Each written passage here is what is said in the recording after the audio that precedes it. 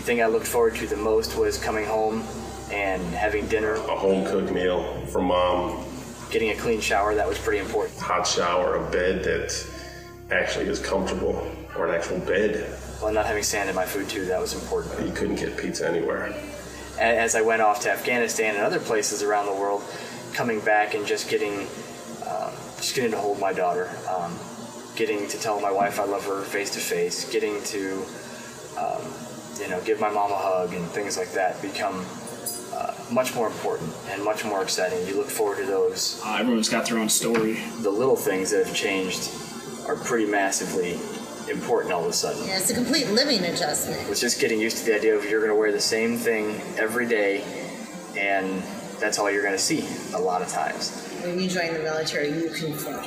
You conform to what they need, what they want, what works. The first time you come back home and you look around and you see people wearing red shirts and yellow shirts and blue jeans and things like that, it's kind of shocking at first. It's so bright, you're just not used to seeing it. The toughest part about the military for me was I had to be self-motivated.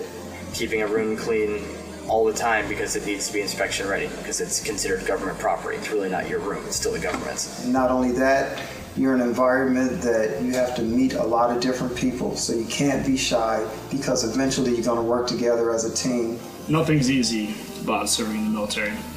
Everything from being thousands of miles away from home to performing your daily duties, missing friends and family, watching your comrades die next to you in battle. I don't want to miss Christmas again, and I don't want to do a lot of these things, but if it's what's demanded of me, then it really doesn't matter what I kind of want to do. It matters what I need to do. Personally, the toughest adjustment I would say that I went through was probably boot camp. Going from being a civilian to being plunged into the military lifestyle in the blink of an eye. But in boot camp, there is absolutely no communication with the outside world. Keeping in touch with family members at times was difficult. It was difficult to be able to get reliable internet at times for things like Skype and stuff like that. Communication with friends and family is really difficult, especially with the time difference. Depending on where you're at and how long the lines are, to get a phone call, you can be on for up to 15 minutes and talk with everybody. The mail is just so slow. Letters would take maybe 2 to 3 months in order for me to get it and then reply back to my family. When you did get a letter from home, that was the greatest feeling ever. It's just difficult that you go away